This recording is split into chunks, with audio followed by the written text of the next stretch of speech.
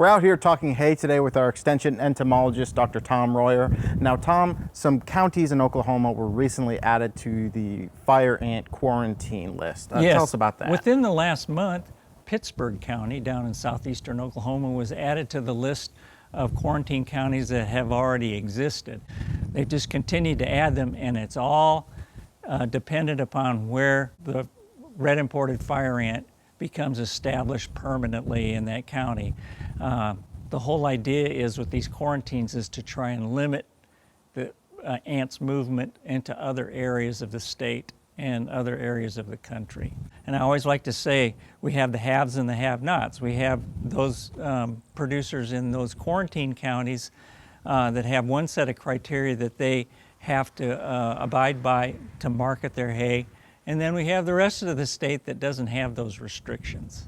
Now, what are some of those restrictions? They can't obviously just sell them to anywhere in the state now. Well, the way it works is that if, for example, in a hay bale like this, if it's sitting on the ground and it's not in really hard pan or on a concrete level, or it's just slightly above ground, they can't ship that hay into unquarantined areas of the state. They can ship it to anywhere that's already quarantined, but they can't sell and ship it to unquarantined counties.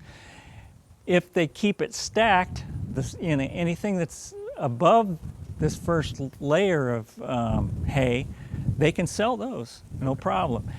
If they store them on, as I said, concrete platforms, or on hard pan, or when they cut the hay, if they immediately roll it up and pull it away and then stack it somewhere where that it's going to be safe from fire ants getting into the wheat, they can sell that. They're pretty aggressive measures for fire ants. Now, what kind of damage do fire ants do? What are they? What well, they're all about? If you've ever, personally, if you've ever stood on a fire ant mound, you know what they can do. They can crawl up into your leg, and it doesn't seem like they just sting all one at a time. They wait until there's a bunch of them there, and then they sting you all at once, and they can create a painful sting.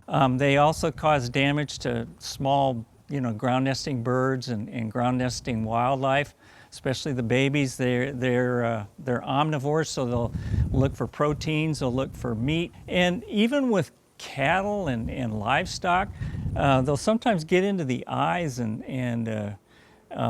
feed on the mucus and things around the eyes and cause issues that way, especially when they start stinging. So they can cause issues even with livestock. And so folks, if they want to learn more, they can see online. We have some information at our website at Oklahoma State University, and there's a lot of really good information in the southeast because fire ants have been established in the southeast, especially to our neighbors to the south in Texas. All right, thank you very much. Dr. Tom Royer, Extension Entomologist here at Oklahoma State University.